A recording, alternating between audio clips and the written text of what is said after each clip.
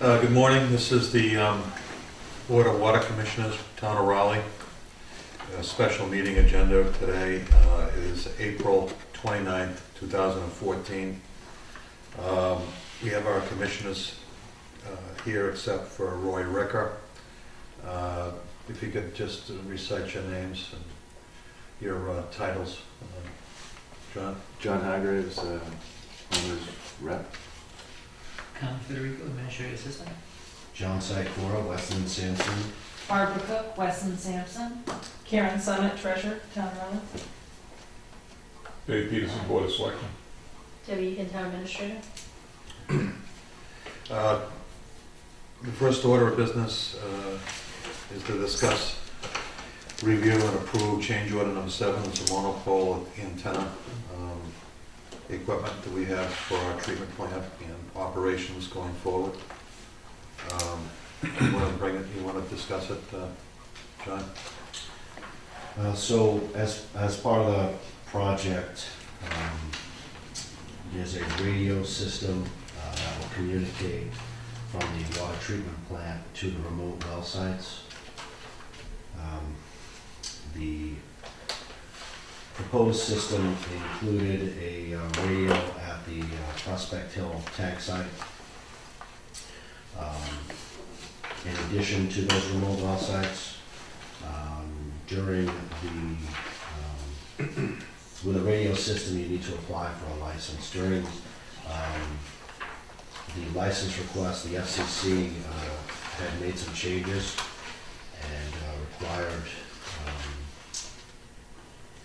Town of Raleigh to utilize a different frequency, which in turn forced a different site to use as a repeater at a higher elevation.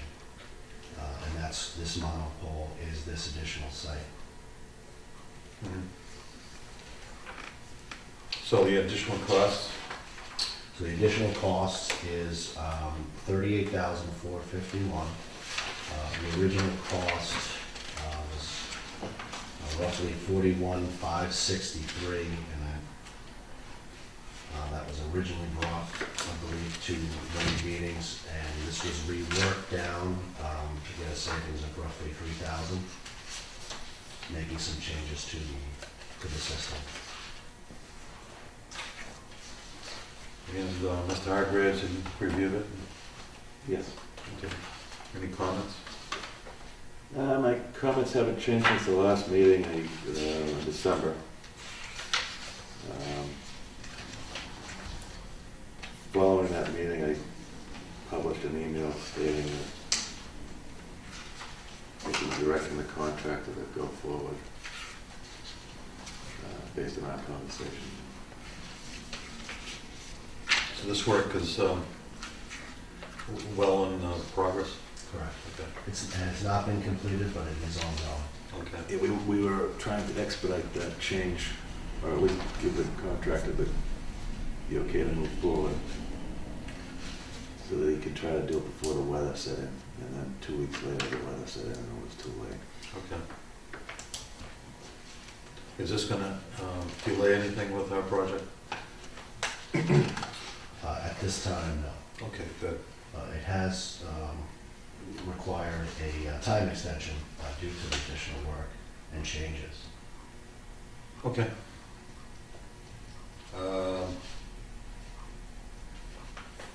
Specifically for the monopole, does anybody have any questions? Okay. Do we have other items on this change order? Yes. Have you gone through all these, John? 7, yes, we located everything on that list.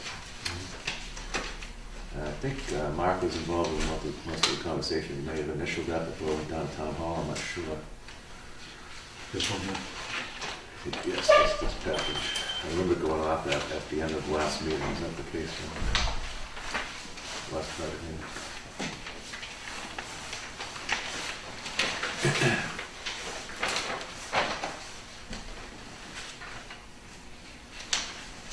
Mr. Chairman, Yes. I'd like to make a motion that to approve this With the change orders separately, and we approve the monopole. What, I mean, can you rephrase that? You want us to approve change order 7? Yes, but just more than one item. The items comprising change order 7. Yeah. 6 items, I believe. There's 6 items, and as I understand it, Stu, the 6 items have gone through by Mr. Hargraves in a presentation from Weston, so I mean, he's gone through that. Resulted in a reduction of maybe $3,000 for the monopole equipment, and so we're moving in the right direction. I understand that. What I'm trying to say is I'd like to approve these items individually. Okay. You want to go down, we're going to go down each one of them right now?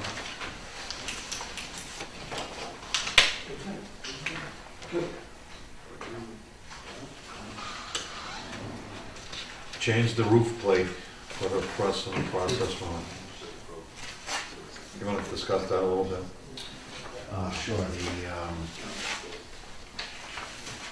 truss design by the subcontractor required an additional 2x6, 2x8, 2x12, depending on the location, pressure treated sill plate that had to be added as part of that.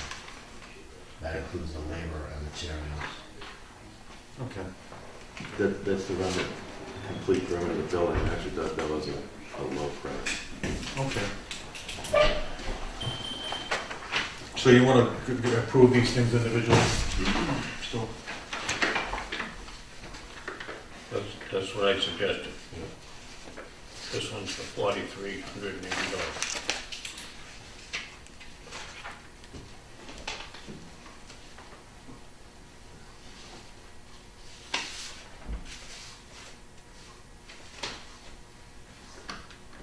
What's your pleasure? Well, I entertain a motion, we accept that.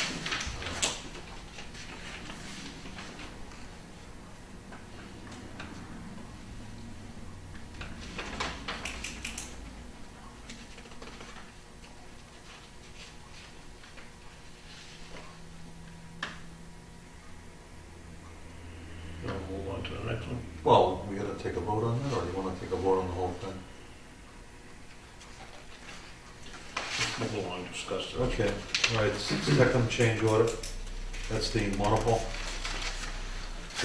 We've decided that we like that. The third item, revise interior gas piping from 2-inch to 3-inch diameter to adequate accommodate makeup of the air unit.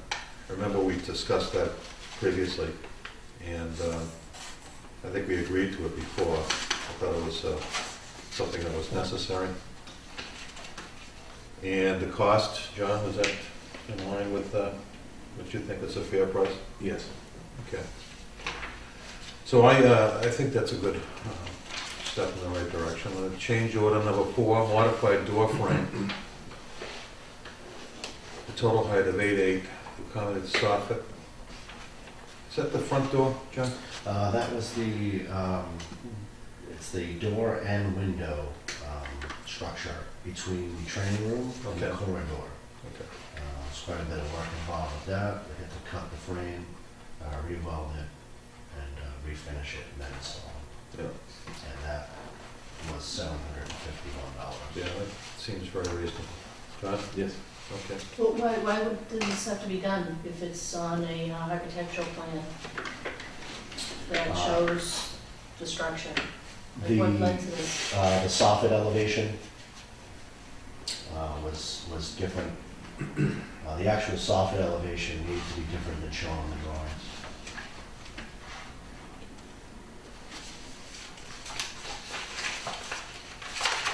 So Lazzarelli, Water Department, responsible for that change order. Well, there's many little changes with the contract. this just happens to be one of them.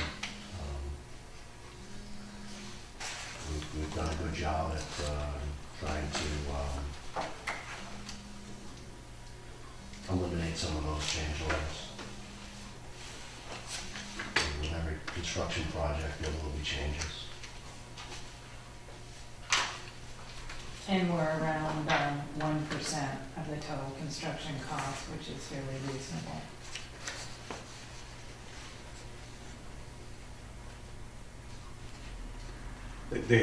I believe, and it could be, maybe you explain it more detailed than I could, but as with any contract, there's a 5% contingency of, handling problems like this. Yes. Because there's nothing really that perfect. And so the aim is to, get under the 5%, to have a more than successful project, because, that's the way things pan out with these construction endeavors. Yes. Okay. Anything else you could add to that, John? If at the beginning of the job, the owner needed a perfect design, it would have cost more to design it perfectly. So, the nuclear power plant, for instance, requires perfection, so obviously you pay more for that type of service. So that's this approach in the industry to move forward, suggesting that there's a 5% retainage for certain design oversights. And it's the case here. We're happy to say that. We're happy that's less than 5%, so we don't have to talk about anything else. How long has this been a standard procedure in this industry? I've been around in the industry since the mid-'80s, and it's just been the way it's been. Obviously before then, I'm not sure the exact dates. On that, this approach may have been, it could go way back to the Brooklyn Bridge for all we know. Yeah, it's general for municipal engineering projects that there's going to be some changes during construction, so can't really pinpoint a date like John, but. It's a good question, though. And again, the SRF and DEP require municipalities to set aside that 5% before the contract is executed. So the DEP is an overseer on this thing because it's their money, and they're also agreed to have this kind of a contingency based on what is typical to the industry. Okay. Well, outside of contingency discussions, I just don't know why when I see structural support, that's a basic thing that you see in a architectural design for a structure, and I see that, and it's a legitimate question. Yeah, I think it is. So is there an error on someone's part who designed this, to not to have this, proper structural support?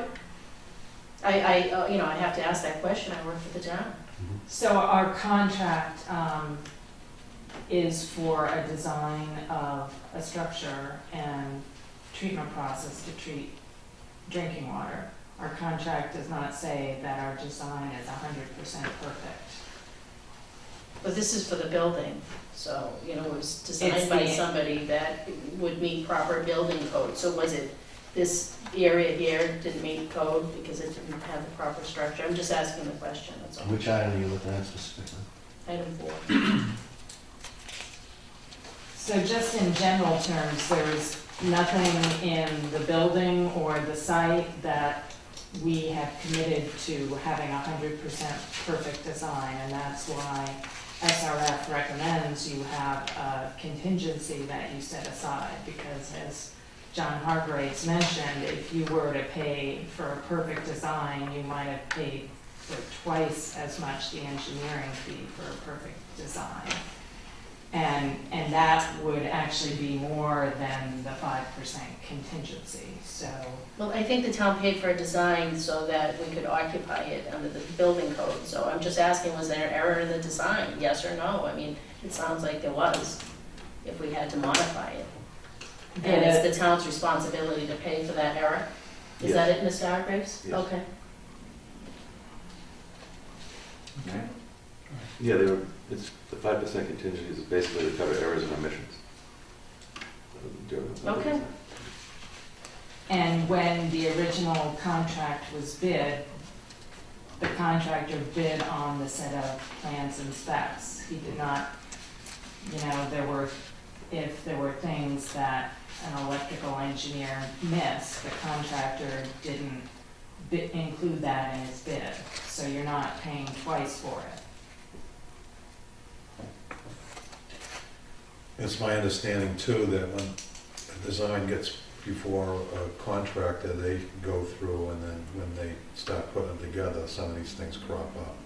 And it's just inevitable that they have some of this stuff, so.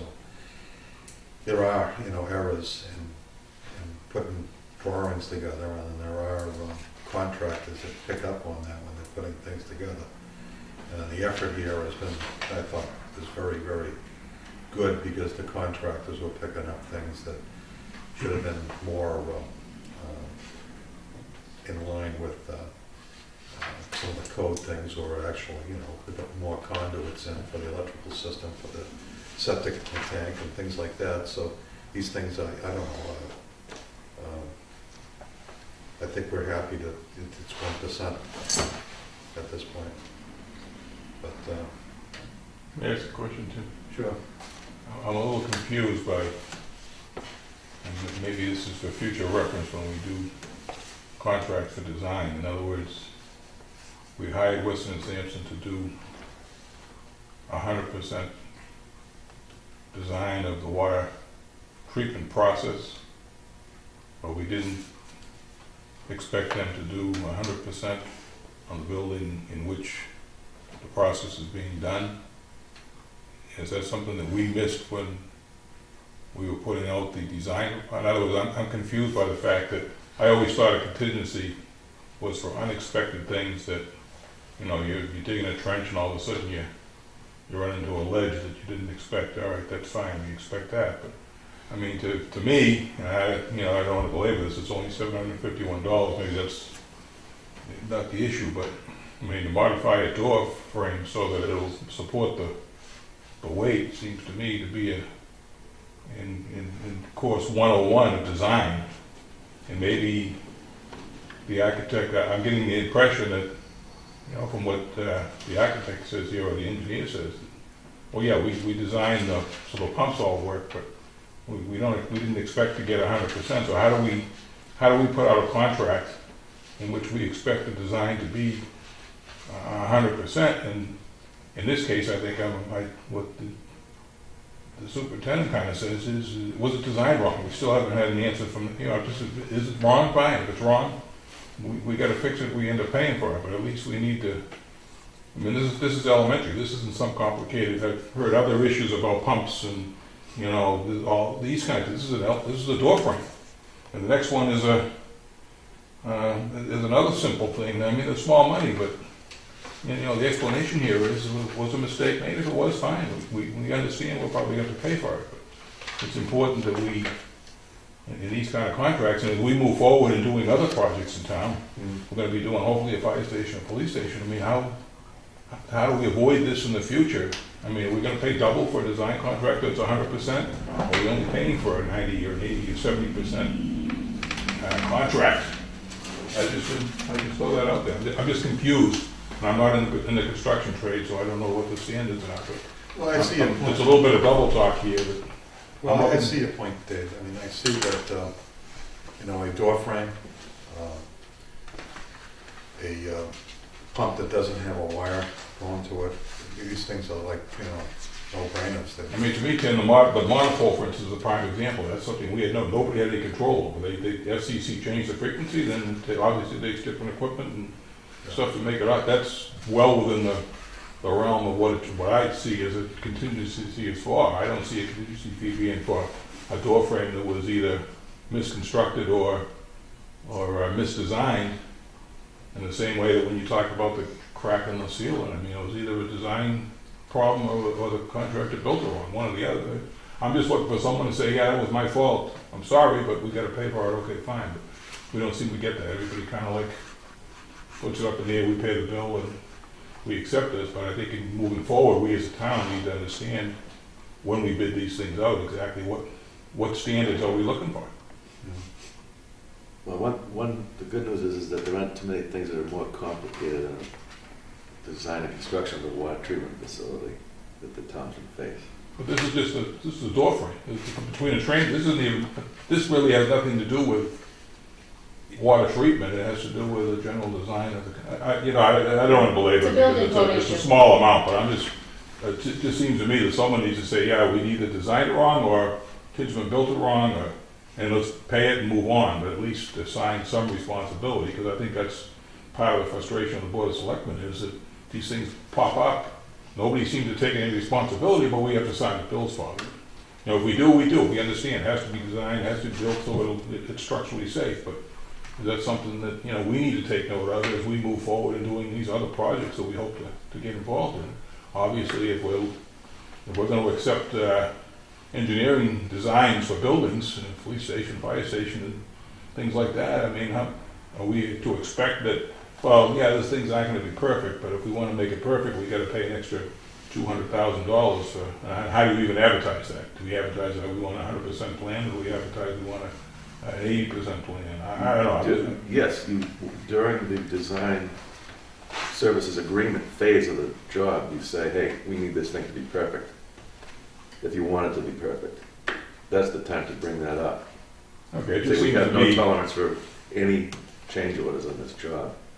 this seems to be illogical. We pay someone to design something and they don't design it right, and, And like I said, it's a small item. I wouldn't want to spend more time on it. But Yeah, I see. it's just a general theme of what's going on. One of the things you could do is you could have another firm check the design of the first firm, so you could do that.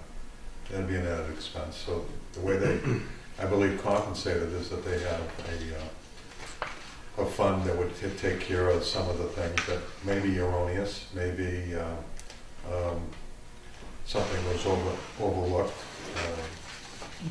The consequence to these type of mistakes would be more significant if they didn't have the 5% contingency in it. All right, what I'm accepting, Tim, is this is the town's fault because we didn't pay enough for the design of this project. So I'll accept that and let's move on. I'm, in my language of saying the design is not 100% perfect, I am pretty much saying that, yes, there are mistakes in the design. We take responsibility for those mistakes. However, when the project was bid, if, like I said, if there was wiring that was not included, the contractor did not include the pricing for that wiring in the job. So adding a change order for that item was not originally included in the job. So the town of Rowley is not paying twice for that electrical item, for example. I don't want to make it seem like, I'm blaming this on Rowley. I'm not blaming it on Rowley.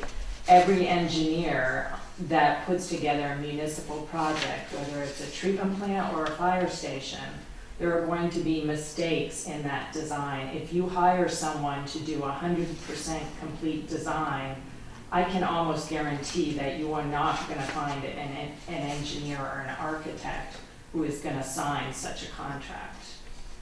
That's why you budget for change orders. That's why many municipalities budget for 5% change orders when they go to town meeting and they appropriate money.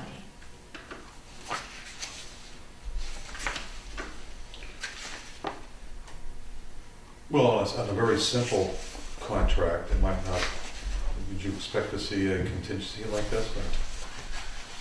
If you went out and did a water main design, you would still want in your appropriation for that construction to have a 5% contingency. Because there, like we said, there might be ledge that shows up where you don't expect it. You want to be financially responsible when you do that project to allow for some level of contingency.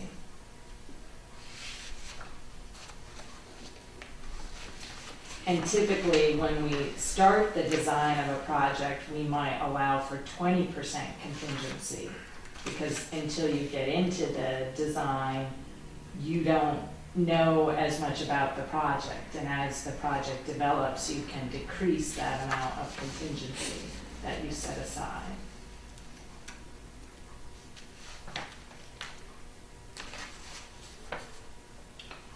Is there any further questions on this issue? Okay, so let's move on to the next.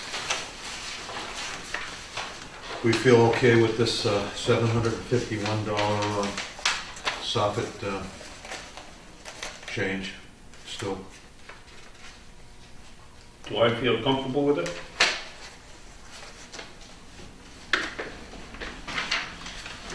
I take that as a no. It's principle to me. Okay.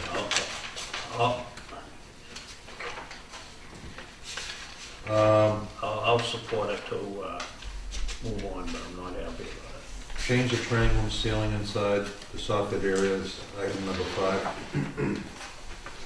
Acoustical tile, $928.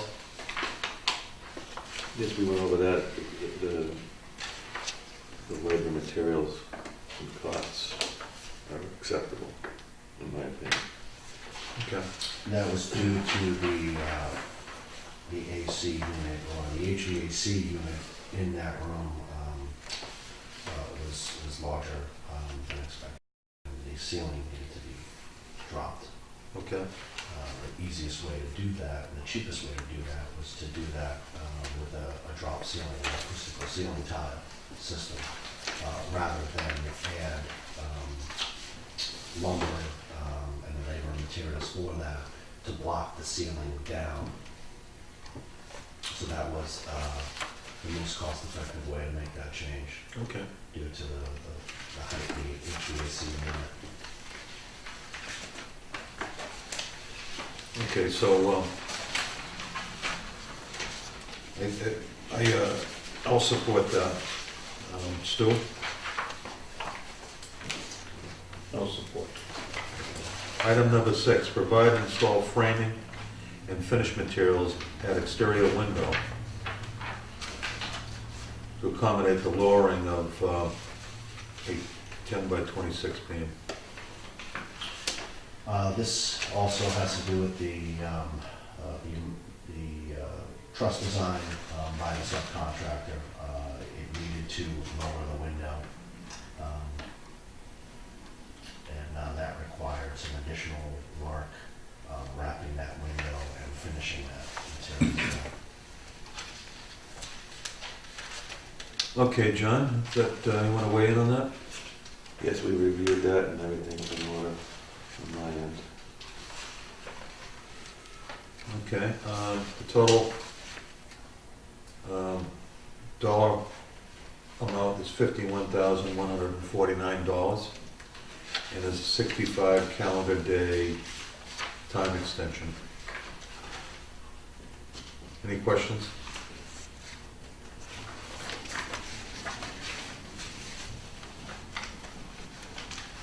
Any comments? Okay, so we're not very happy about this, but we're still going to support this. Do we have a motion to support this change order, Stu?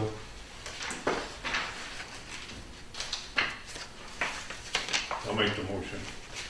I'll second it. All in favor? Aye. Okay, so I take it I should sign here, Raleigh Water Department, Or did you say? There you go. Usually the superintendent Either one, if he's authorized by the board, he can sign it. Up to you. And then Sue Bailey needs to sign. Yeah, certification of appropriation. okay. So, which one do you You're want to sign? signing is Raleigh Water Department. I would take a motion and Okay. have you authorized to sign those by the board. All right, Stu, may I take a motion to authorize the chairman to sign this? Make the motion. I'll second it. All in favor? Aye.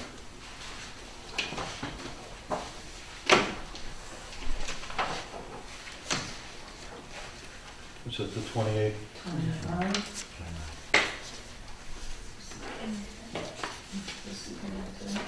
I think she wanted to take.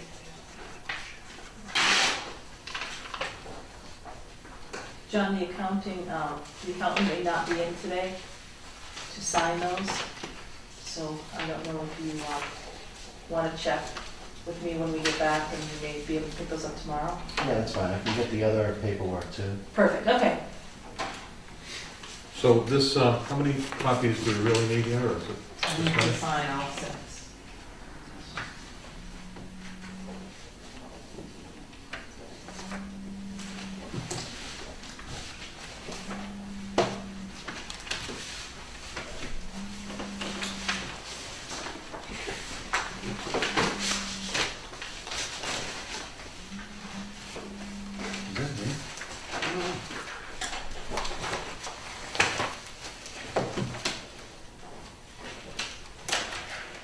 Now, do we have a change order 6 that we still haven't processed, or what? Change order 6 has been signed and executed by DEP. And the board, right? These are the, you might want to find out and make sure that the board members have the backup, whatever we can get the materials here. I have So what does that go now? this comment, Going back to, make sure they all Or have. Sue Gale's Town accountant needs to You're sign gonna take those. it? Okay. Do we have any other change orders coming up? Yes. So there'll be a bunch more change order 8. Can you give us a heads up what's gonna be on that? Sure.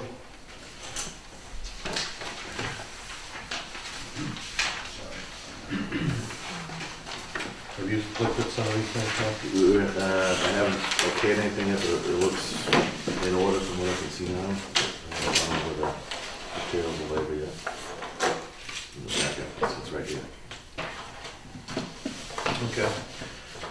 So change order 8 will include septic change order, change proposal that was approved by the board at the last meeting. Yep. So moving on from that, there was a change to delete some grading in the aerator room and extend the concrete in that area and add a valve operator box. And the cost of that is $868. There was an additional cost to provide a CMU enclosure around a steel column in the lab, including some soft joint caulking and reconfiguring of the lab cabinetry and countertops. And that is $1,776. The next item is to provide pressure treated blocking for the overhead door due to some clearance issues with the steel plate that is for the overhang, which protects the operators when they're getting deliveries. That was $1,133. There's a credit of $4,446 to delete a section of fence near well number 5. But that will go towards having a new subcontractor or someone at the choice of Raleigh Water to install the fence. Now, can we water that up and have it paid for through the SRF? Or do we have to, Only if Kinsman does the work. only if Kinsman does the work? Okay. Why do they have 8984 here for that? Do we need that fence as well? That was the original. DEP is gonna want that fence there, yes. We can check with DEP to find out if we can put a line item in for that. I can do that this week. Since it is coming from the original contract, maybe that can be done as a line item. How many feet of fence we want on the trail? 120? 170? Yeah, that was one of the problems we had with the contract. It was the same linear footage that we had in the contract, and he was asking for a change, and it didn't seem necessary. Yeah, what he thought was there was additional work, so the background of it is, there was a conduit, in a location that, was, I guess was installed, in a different location when they did the well work years ago. So when they went to put the fence in, they hit that conduit there, that has since been repaired. So that, the fence now needed to be relocated. We worked with Raleigh Conservation Commission to find a new route for that fencing. But it required some additional terminal posts. Yes. Which a terminal post requires more work than a typical standard, straight line post. So the subcontractor came back with a price of $8,600. Working with John Hargraves, we tried to talk to that subcontractor and get his price down, but he wouldn't budge. So we talked to a couple of defense contractors who had a much lower price to do that work and would come in and do that. Okay. So we haven't done that, any contracts up yet. So we have the names, we can continue with the research, pulling those numbers together, get some firm quotes and issue the contract. So we asked the fencing subcontractor to delete that section of fence within his contract, or at least just the labor, leave the materials, and that was that credit of $4,446. So that's all, we were kind of forced to make that kind of decision based on the, Conduit. yeah. Okay, so I want to make sure this isn't going to hold things for the DEP, so how do we need to, how can we proceed with this? Well, the fencing contractor is, he's nearing the completion of his work, and once he's complete, he leaves the materials, then someone can be brought in to finish the work. So he's going to have materials there that would satisfy our needs? I mean, there will We be just some need a additional, waiver? there will be some additional materials that will be needed. Okay. So you have three names of the companies that we spoke to briefly here. I can pass these on. So, Mr. Chairman, may I ask a question? So would this person be acting as a subcontractor under Kinsman? No. No. Okay, so in order to have this fencing paid for out of the SRF, we would need additional approval from DEP? Yes. And what is the total cost of this project, It's potentially? $5,000 we were hoping to get. $5,000 credit. But, right, we're hoping to turn around and get the work done for For $5,000 $5,000. with that credit. Versus 8,500, what is it? 8,600. Was the additional What's it? request? It's Okay. That's what we're trying to do. subject to 3039, but it's, if it's less than 10,000, Okay, gotcha. but it's still prevailing wage. But it's approved business practice. So, Yeah, it should be fine. It's silent under, So you're gonna try to see if the SRF's gonna pay for this, similar to what they're paying for John. And if it doesn't pan out to that, then we have to look at our budget for doing that, and then we have to go through, make sure that the three bids and all that stuff is okay with Debbie, but we need to get this thing, like next week, we need to know, I guess. Okay. It makes sense? Yes. So we should move forward. We don't want the state to say, well, you can, operate your plant, but we want the fence in there for security, so I don't want that to happen. And that is on the punch list that we did send to DEP. Okay. So we'll move forward asking for both those quotes from these. I would coordinate it through the town administrator. I think I think he's already done, you've had companies there, you've had some price estimates, it's under $10,000. Yes. So, that can be expedited. Okay, No, all right. if they're on track, he's got the specifications, I don't have that. The board wants you to make the final approval on these purchases. So what I plan to do is formalize the quotes from the contractors. And we can, I mean, Carmine can make the phone calls. If we put together a small bid package of sorts, these people can be contacted, see if they're still interested, send them the information, give them up. The key is, are they available to do it in the time frame that we need them to do it? Right. Obviously, it's busy time, so. So can we coordinate all this stuff and get the answers by this Maybe week? you voted on, right? Okay. They should vote on it, because I don't have the authority to award contracts for the Board of Water Commissioners. Okay, that's a good point. Should the SRF not be able to pay for this? I'm entertaining a motion that we proceed on getting this fence finished.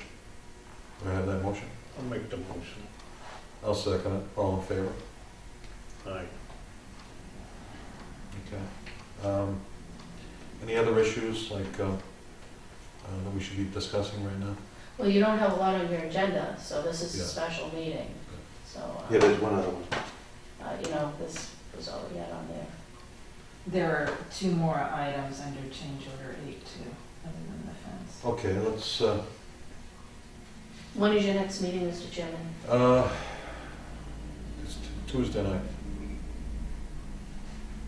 So what, you want to just leave that with Carmen and we'll distribute it for the next meeting? When do we do that? Yes. Okay. That's all the comments. We can make sure that I have a copy back. And that's the backup that I have to date. We might be asking for more. Okay. Or it might be all sides gotten into it. Okay, do I have a motion to adjourn? I have one other issue. And I just wanted to give this to the board. Mr. Secor gave me this last Thursday while I was at the water treatment plant, and this seems to be a contract or a scope of services that involves water operator work. I think that you had made some arrangements to have contract services come into the town. I'm not sure if it was part of the staffing plan that needed to be filed with the DEP, or if you were trying to make preparations for the primary water operator's departure, which is on May 18th. So I certainly don't have any knowledge on what those conversations were between you and Weston and Sampson, or any scope of services, or any discussion. If there was any discussion on the water board on that, I hadn't seen that. Yeah, okay, so I think as it has developed over the last, say, several weeks, we have 2 needs. The plant is about to open or be operated in this fiscal year, and the last budget we put together for fiscal year 14 included time from, I think, services from Weston and Sampson to help us with the operation of that plant. But since the primary operator is resigned, we also have a dual need to have that same kind of services at this time. So that's why we want to, I think what we want to do is we want to be able to pay for it out of what we originally thought was going to be our needs for contract services or engineering services. I don't know how we presented that in the past. Well, there's a budget line called private treatment now. I thought that was something a year ago during the budget season. We talked about maybe having some additional assistance up and available to help with all the running the water treatment plant, with the idea that maybe the town water operators wouldn't be properly trained to do that. As I understand, I did have a conversation with Nick Zazoulis from the DEP, and he said that this is a T2 plant, and we have 2 secondary operators. One, I believe, is a 3T, and one is a 2T that can run the treatment plant, and from my observation, they seem to have a good knowledge and understanding, as they were the ones actually that did bring the inspector through the plant and show Mr. Zazoulis the various components, and demonstrated how things work. Having said that, we have Glenn until May 18th. I'm unclear. Do we need to have Weston and Sampson in here for a short period of time? And is it the board's desire then to have maybe a longer period of time with contract services? If that's the case, then we need to go out and solicit price quotations from engineering firms and do it properly. I believe it. Because, we certainly can't violate procurement law. I know, So- understand that. If this, you haven't conveyed what the intention is and how this will work, and how many days a week various individuals are gonna work, or how this is gonna operate. So I Okay. think you need to clarify that to the board, and I'm not sure if today's the day that you would do that, saying you have a special meeting and you don't have a full board, or what the intention is. I believe it's short term. It was only to accommodate, starting up the plant and getting all the bugs out, so to speak, and getting the comfort level up with our operating the plant with minimum amount of personnel. So it is a temporary thing, and it was proposed back in February and March last year to accommodate the unknown real needs for operating that plant. So I don't want to muddy the water by bringing in, Glenn's leaving, but I think we need to have the support at this time until we're sure that, everybody's going to be, the plant's operating properly and through this period. So it's short term. So what would be a short term duration that we could use to satisfy the needs to sign this contract? Well, I don't know who's gonna work when, because there's a threshold of think- $10,000 under 30B, and it should be properly put out, and with terms and conditions that are favorable to the town of Rowley. Okay. That's how I normally issue a solicitation, but those are terms and conditions that haven't been reviewed by the town's attorney. I'm sure they're standard engineering things, but there may be something in there in terms of liability that I would normally have reviewed by town council. So I'm not sure what you wanna do. We do have the individuals that are listed on this report. If you wanna, On the staffing plan? they're on the staffing plan that's on file with the DEP, and you Yeah. weren't under contract with Weston and Sampson to even place them on there. So we have this in place now. I'm not sure what your intention is. Do you wanna have them for 3 weeks, 4 weeks? When do they start? Who's working when? Do we have a not-to-exceed cap that we could put on a purchase order that would be attached to an agreement of, some dollar threshold? I think I had a conversation with John Sikora, saying that what we would need, in the event that, to start up the plant, these two operators would be part-time. They'd be, 4 hours, maybe a day, and their rates would be, something that I think we already figured out in the budget-wise. I don't know if the figures would match what we put down in the budget, but what do we need to do to look at that to come up with a dollar figure that we're not going to exceed? So would it be that we could vote to bring them on a temporary basis and then cover our needs to operate that plant for a minimum amount of time per day, and would that be acceptable to the state? I'm not so sure what can we, Mr. Chairman, I was up there last Thursday, and I was very impressed. These two operators in the Glenn's not leaving until the 18th. So we have 3 weeks, and if we did need somebody else, the other two operators, they did just fine. They answered all the next questions, a lot of us. And we need to go by the law. we have to get some prices. We need somebody part-time. I think we got the prices. We do have, one of the guys is gonna be going on vacation, so that's already been approved, but remember what that was, Carmen? That was Rob. Yeah, when is he going on vacation? Is that June? You gonna say June? June. Okay. So are you looking into June, or is this something short-term so we can, Well- are they gonna be in here, do you need them in here next week? I don't know, I'm asking you.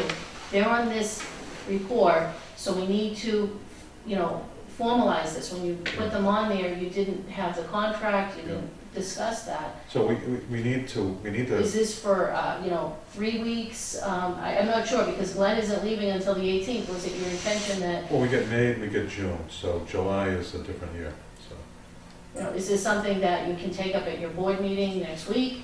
I'm just trying to get some guidance. I'm not sure Well, I think that what your plan is. once we get this thing operational, we'll figure out what we really need. I mean, we do have 2 fine operators that can handle it, but we also have if one is on vacation, one gets sick, we do have a need to have somebody else in reserve if we don't have, I haven't hired the primary operator. All right, are you concerned then that you have this that's been sent to the DEP and you have 2 names on there that aren't contracted yet?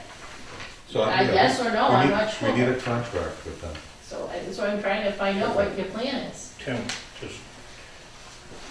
there's no rush for the primary not leaving until the 18th, so. If one got sick, and that's emergency, that's a different story. Then you can bring somebody in. Mhm. Tim, may I say something? Yeah. One thing that no one's kind of talking about is your distribution system. You're still gonna need, with the starting of the plant, which could happen any day now, you're still gonna need operators involved with the distribution system. Yeah, so we have somebody available till the 18th. And after the 18th, we're gonna need to have that base covered, because I don't see us hiring somebody for the person between the 18th and whenever we, so I think we need to have that base covered. So what does it start? We need to have these gentlemen that are gonna help us out. We need to have them up to speed as far as running the plant also. So I could see using them in a very temporary manner between now and the time Glenn leaves, and then having more on a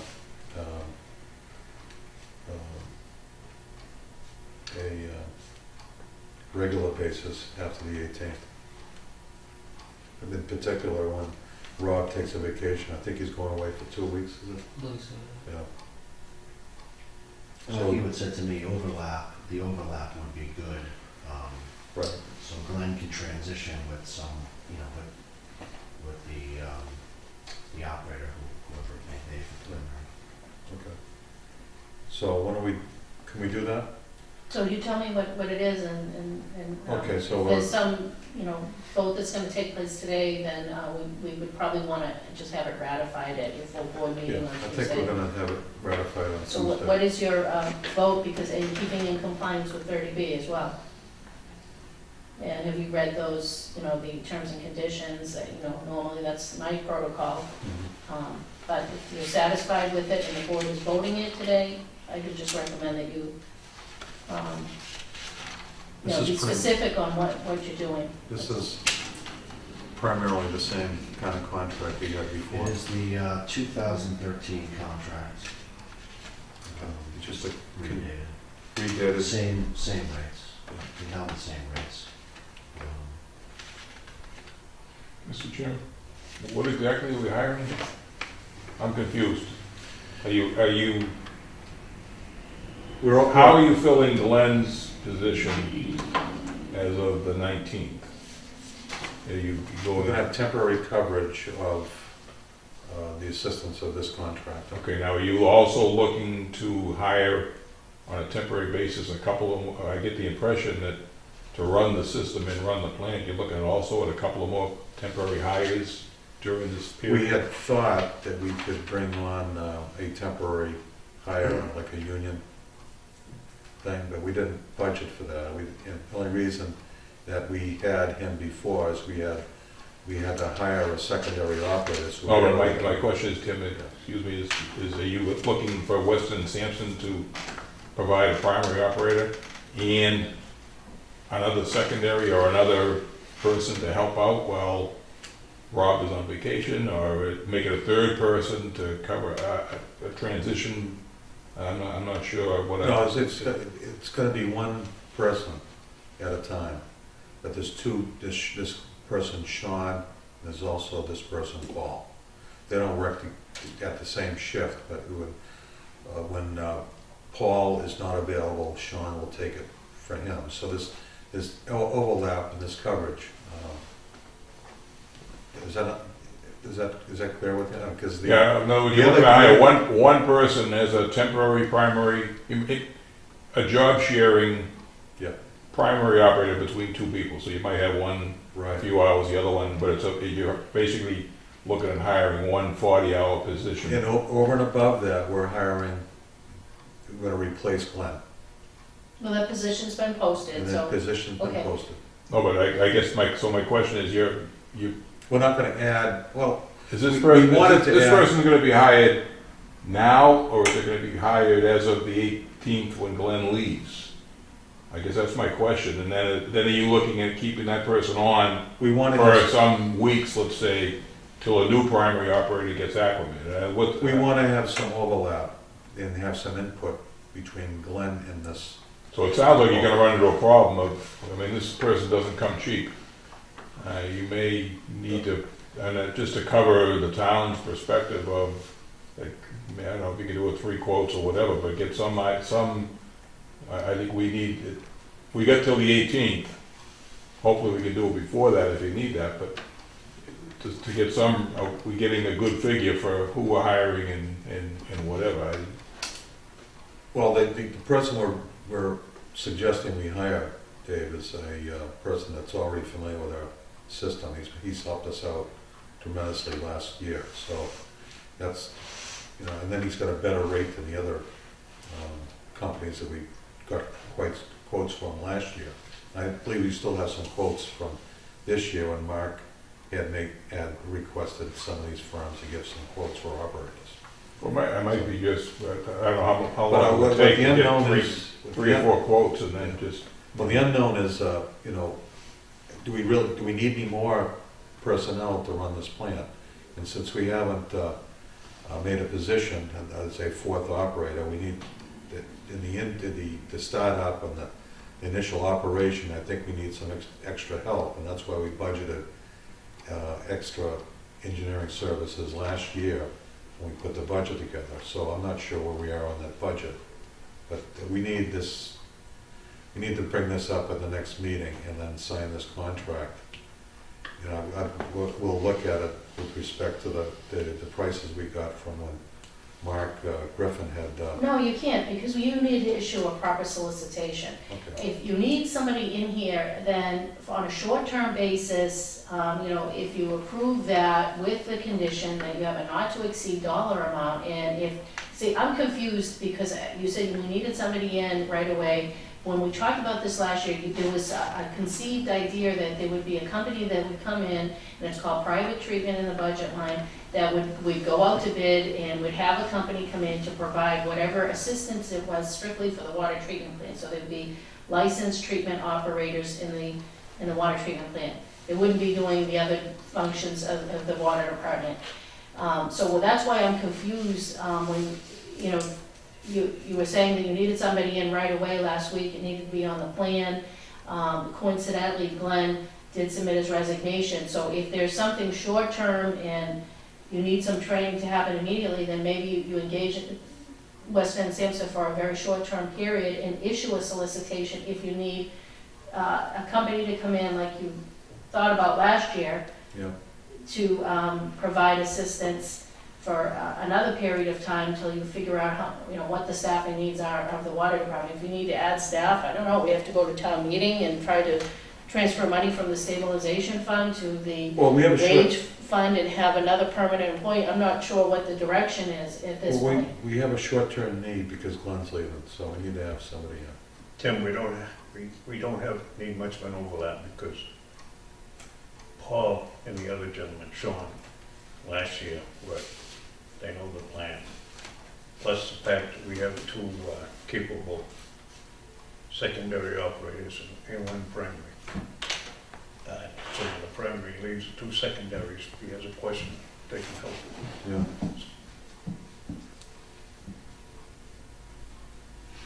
If we line somebody up for the 19th, I think, Mr. Chairman, I see, and you have two distinct problems here. One is, yeah, you need to have someone, a temporary primary in place on the 19th. And maybe that's a matter of, you can do that on one contract with, let's say, Weston and Sampson, they can provide, or the other people you're talking about. Yeah. That you can hire them for, 30 days or something on one contract. Now you got a separate contract, don't mix the two, have a separate contract that you say, okay, fine, we're gonna need 2 guys for 30 days or 60 days. That needs to go out for solicitation so that, up to 60 days, whatever the parameters are. But I mean, yeah, I think you might want to keep the two separate so it's clear in everybody's mind. It's clear to your board, it's clear to the selectmen, it's clear to the public that we know Glenn's leaving, that's a new problem. So let's deal with that as itself. And the other problem is that transition to the treatment plant, because you also, like you say, if a pipe breaks, you gotta have someone go out and fix the pipe. So maybe you're gonna need to hire 1 or 2 people on a short-term interim basis that would be a separate contract or a separate request for services. And I would recommend you keep them separate so that it's very clear. Yeah. And there's no mix-up in terms of either 30B or, whoever's out there. Yeah, I think that my hesitation in this whole subject is I'm not sure about the procedures that we should run to get our needs met. We do have a need, on one side we have one need to take care of the absence of our primary operator, so that's where we're gonna bring in Weston and Paul. Now the other thing is the unknown about our treatment plant and what our needs there to operate is probably something we should work on soliciting right now in the event that we need that. So we should have that in place within, you should solicit that to get a rate for, in the event that we need, some help between now and fiscal year 14 and 15. Let me ask Weston Sampson while they're here. In other words, if we hire for a primary operator on a temporary basis till we hire a guy, and let's say they can provide someone or whatever. Now, if we solicit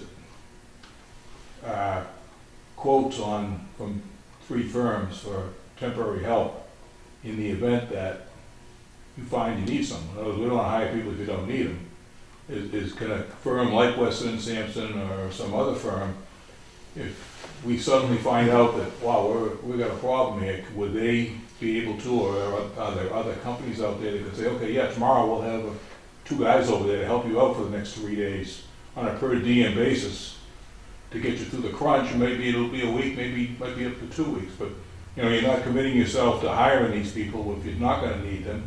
On the other hand, you have the resources available and the paperwork has been done so that you can call XYZ company and say, hey, tomorrow we need 2 guys. Okay, fine, we'll send them over. Whether that's Weston Sampson or somebody else, I have no idea. This is why I'm saying I think you gotta look at primary, look at this other position, and the other position is as you're saying here, is very iffy. So as long as it's iffy, that's fine. Hopefully you won't need it, but if you do, you need to be in a position to say, okay, tomorrow or Monday morning, we need these 2 guys, or whoever, 1 guy, whatever it is. And, do 2 separate processes. And the second one is, what's it gonna cost us if we call you tomorrow and ask for a couple of people for a couple of days, or for a week or 2 weeks, or whatever it is. Hopefully you'll never need them, but in the meantime, you're gonna need someone to replace the primary, at least for probably 30 days anyway. Yeah. So, that's my, that's all. I'm trying to look at it from the public's perspective of a logical So does that make roadmap sense? here of what you need and not overspend.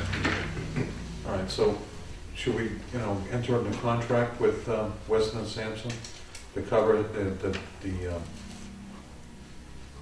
gap between Glenn's absence and when we hire the new person. So that would be the motion, right? Well, I don't know, those other people you're talking about that worked here before, they'd be able to take Glenn's position? Yeah.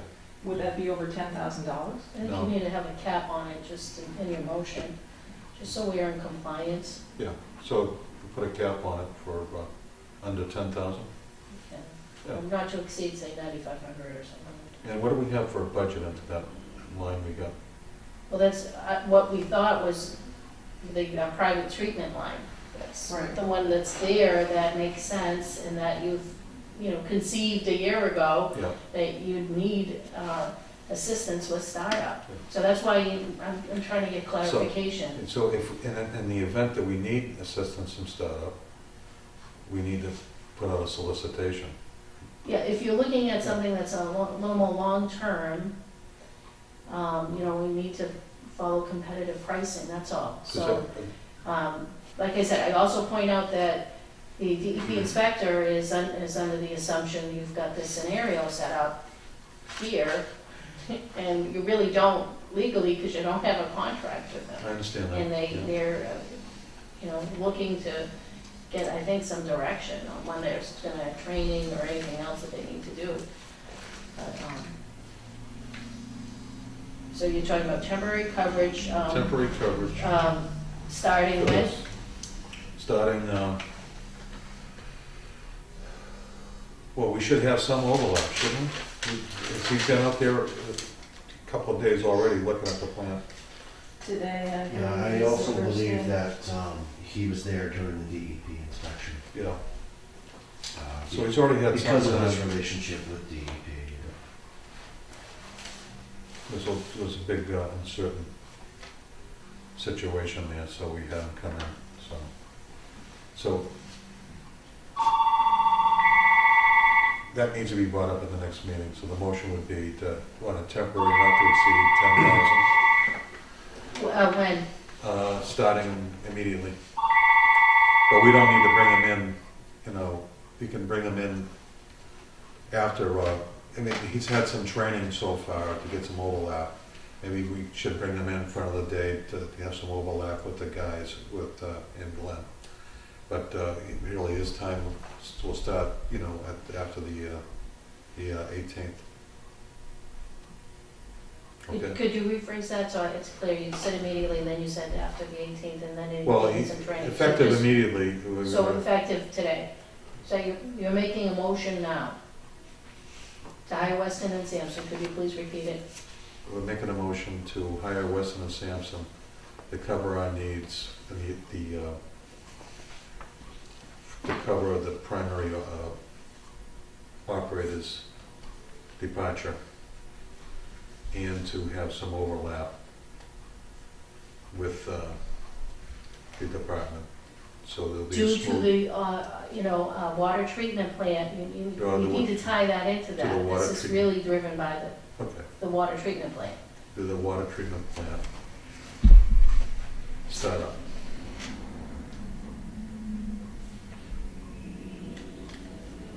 How quickly are you gonna use up $10,000? I had no idea I what's a per suggested diem half rate of for somebody like you. Well, he- 9,500. Let's see, he'd be $80 an hour. I think, wouldn't he be, Bob? Under normal straight time conditions during the weekdays, yes, $80 an hour. I believe there's some other rates for weekends and holidays and things like that. You're gonna use up $10,000 real quick. Well, that's why I'm bringing this That's, up. that's my point. As long as it's, you've got it on a schedule that you can work in this is important. You use up $10,000 before you get to the 18th at this rate. Well, Jim, I won't vote for that when it's to start immediately. We don't need them until the 19th. there's a vacation for the secondary operator plan that's gonna be for at least 2 weeks.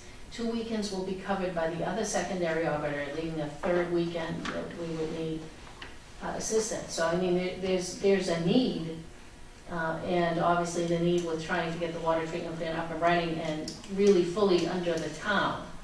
So there's a big transition to Okay. in that regard, so I just think carefully. $10,000 divided by 80 dollars an hour is 125 hours. Stu, can I And add? it'd be less than that if you have to come in on a weekend. Correct. Stu, you mentioned that, that someone's not needed at this point in time.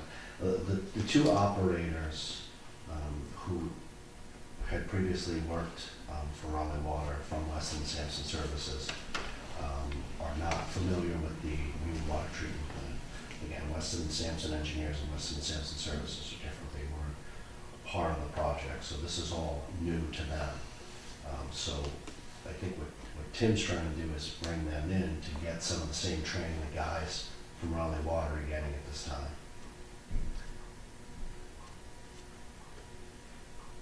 Raleigh Water employees,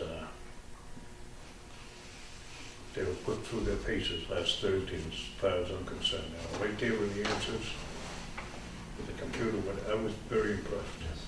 Yeah, they did excellent.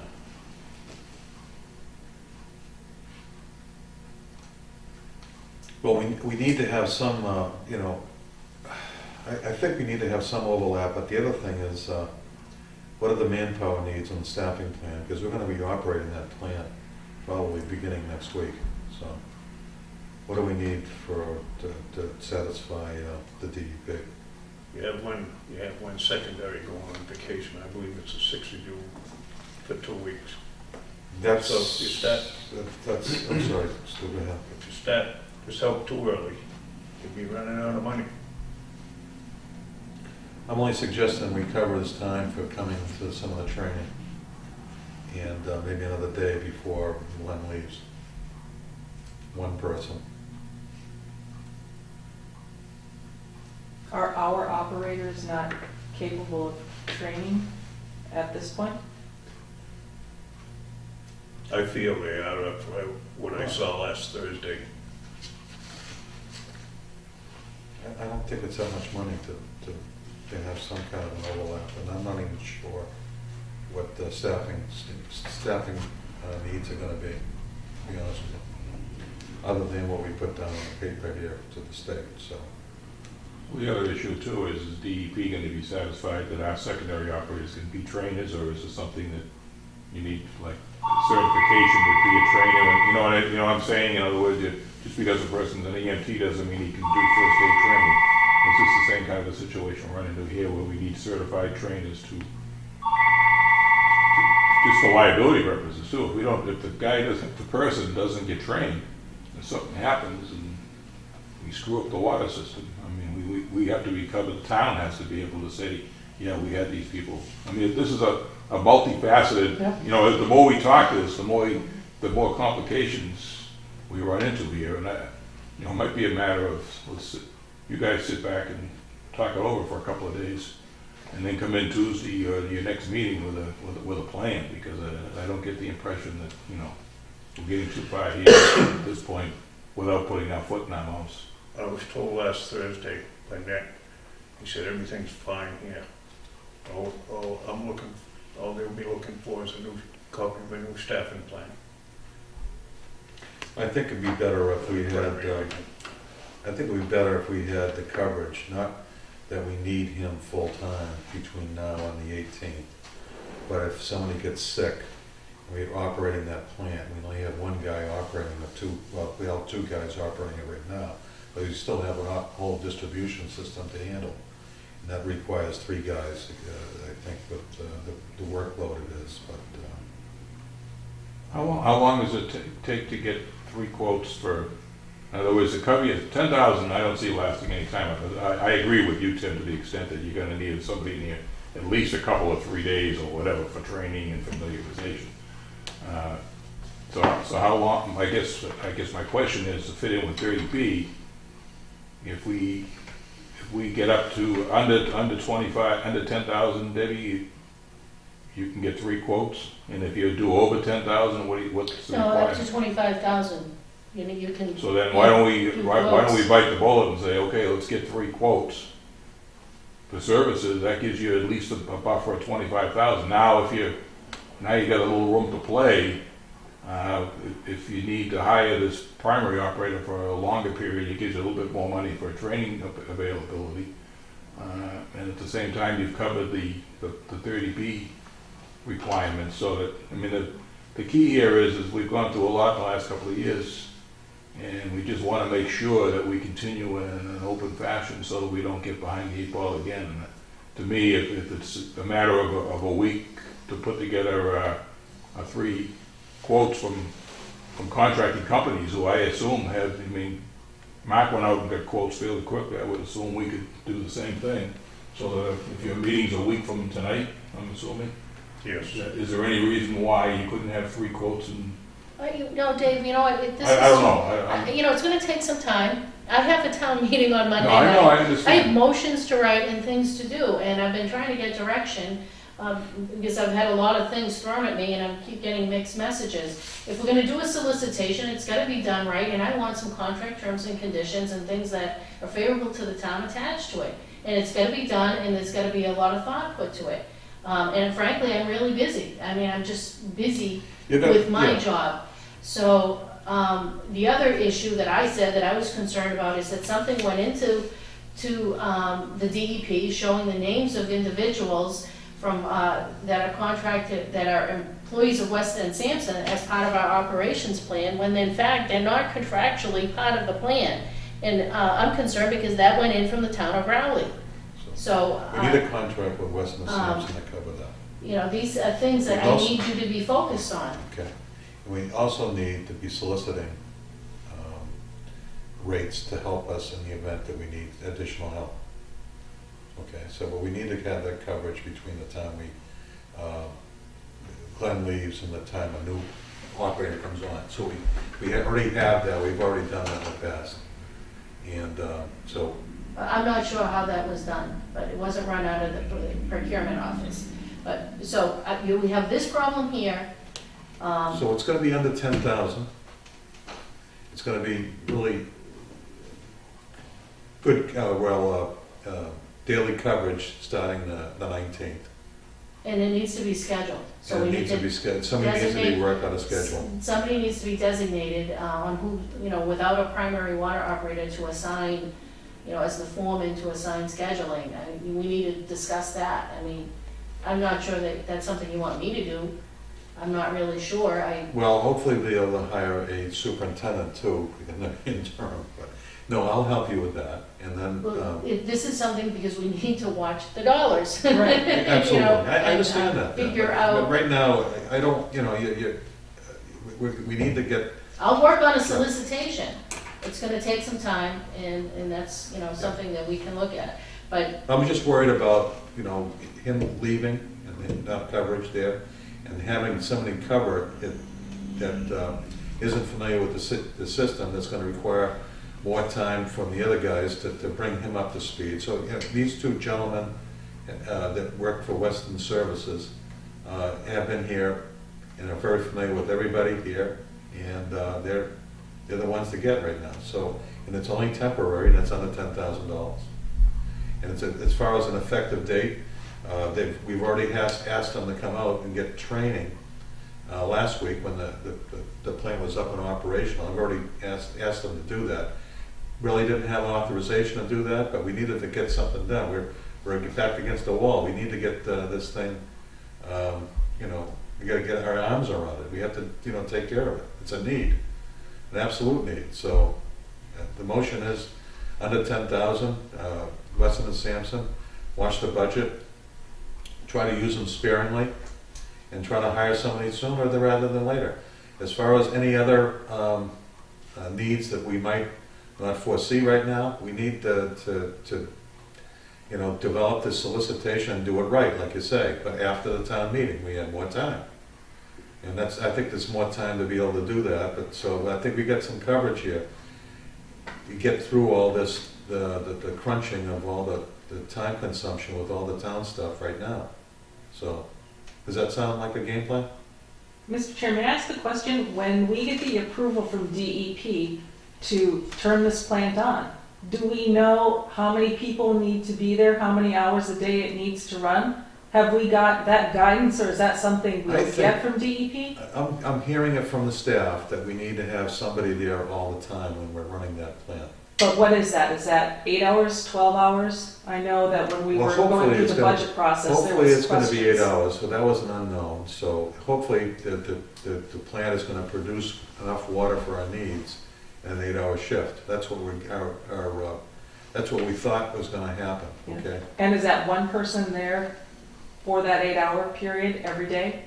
I think he has to be at the onset of this, until. But one person, so you still Yeah. have So we two. still have two that are handling sampling, maybe a water break, or maybe we'll have to hire a contractor to fix a water break, I don't know, so it's, and then what, we have Miss Egan here that is, our acting superintendent, and I'm helping her as much as I can.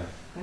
But, this thing could go wild on us in a minute, so we have to be prepared for that. We have to have the contingencies to be able to take care of that. So this is one of those contingencies that we're trying to get in place so we can take care of any kind of things that, come forward. But I think we need more people when we're operating this plant to start off with, until we get that second letter, hopefully, from the DEP that says, okay, you can, you get the SCADA system, you can run this thing, you can monitor it in the field, and you can see whether everything's working. Or there's enough alarm systems on there that say, okay, well, you got a problem down there, you got to divert your personnel over there to take care of it. So it's a kind of a dynamic need here. So it's not like something that a lot of this stuff isn't planned. I don't know if that answers you. Right, but I mean, if you're asking for a proposal on something, you want to have it for X people, for X number of We're gonna hours, have for to, 'cause they some won't bid burden on it. up to a dollar amount. Well, Resident Sampson's gonna be here, beginning the 19th or whatever the week begins on the 19th, and they're gonna have the coverage to take care of the plant. So I wanna make sure that we have the coverage. We're gonna have to have one person, I think, down there operating or making sure the controls are operating all the time. So you're gonna have 1.5 men during the day that take care of anything else like sampling and stuff like that. So, because we need to have somebody that's dedicated to the plant, I believe, at the onset of this, until it becomes, all the bugs are confidently out of everybody's mind, as far as we're operating this thing, so. And is that a licensed operator, or does it have anything to do with a primary or a secondary? 2T, Just 2T? you need to be a 2T. So the person at the plant could be one of our operators, either one of our operators or someone? Yeah, they're both, they're all qualified to run that plant. Okay, And we actually have a secondary who's a 3T, Yeah, more than qualified. yeah. so they're interchangeable is my point. Right, and they should be interchangeable, because one guy might get sick, and we don't have a guy that really is, this is gonna be a transition period for the department. They're gonna have the experience it's probably gonna be a 3-month term, and this is gonna be manned all the time, so. And then again, I might change my mind next week. I hate to say that, but we don't know. I don't know everything about it yet. I'm learning more about it, and, I'm getting more involved down there as far as finding out what the needs are. But, so as I see it right now, there could be some periods where we need more help than less. So this is a step in the right direction to get the coverage after Glenn leaves, before the time we hire the new operator. I don't know, is there anything else that you can add here?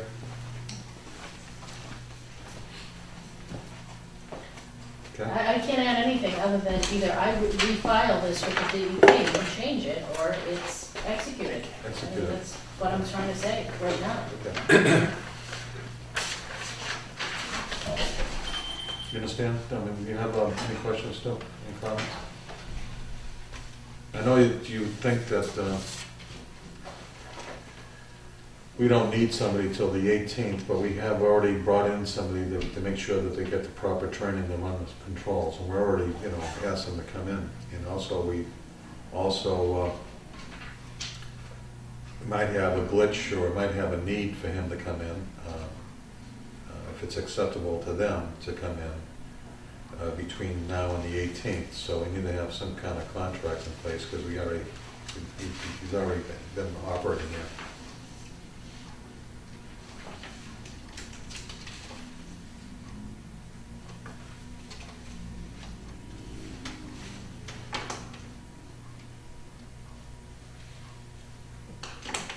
So it's all down with the So DEP. this is the, yes, this is on file with the DEP, so we need to have a contract in order to have these individuals here, or we need to amend this and send this into the DEP with taking the names of. Okay.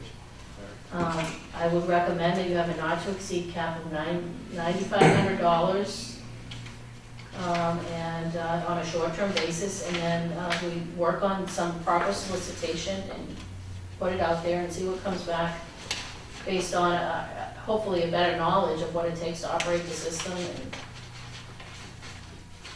Make a motion. We vote this with a cap up to exceed 9,500.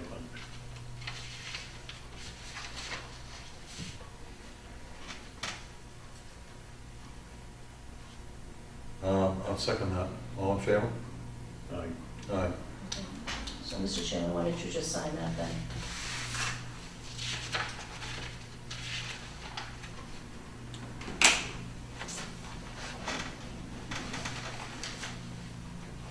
So I'm gonna leave it up to you, Mr. Chairman, to work out the schedule with the two operators here, okay? But just keep in touch with us on, so we can just monitor the expenses, okay?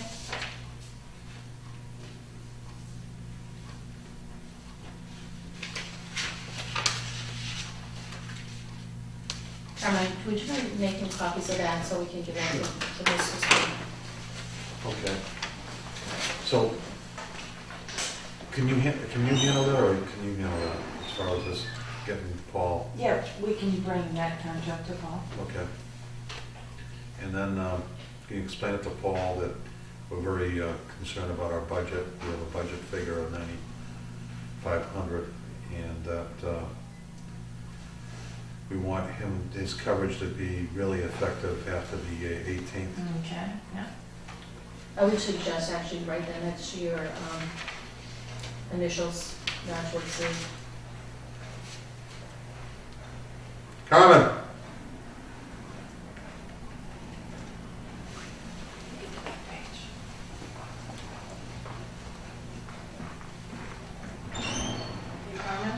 And I think he's had probably 1 or 2 days.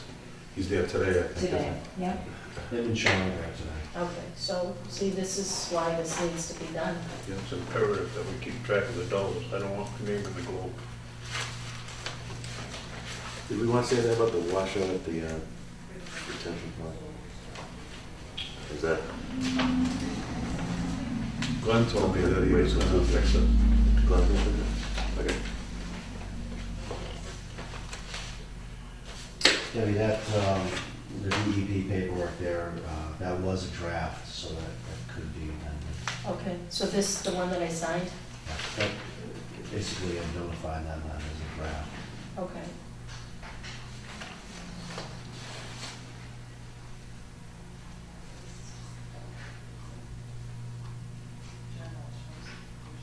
Anything else? We gotta get that thing changed a little bit here. Okay, so if you want to add that to that, and then apparently there's another signature page for general terms and conditions. Yeah, you're supposed to sign the back of the general terms and conditions also.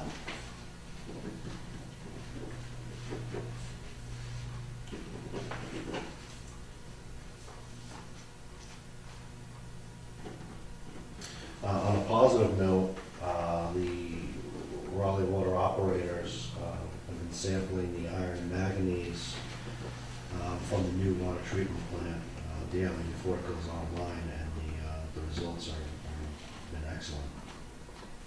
They're removing the iron and manganese as expected.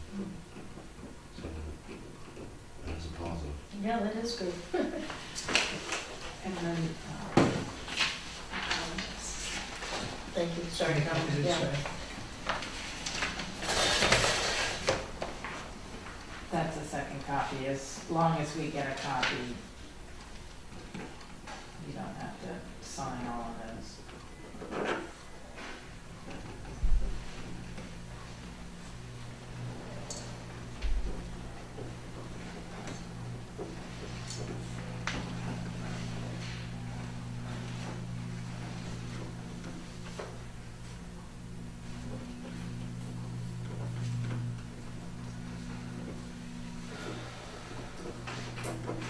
Okay, do I have a motion to adjourn? Is there anything else? Do you want to take up this Caterpillar now, or you want to wait till next Tuesday's meeting?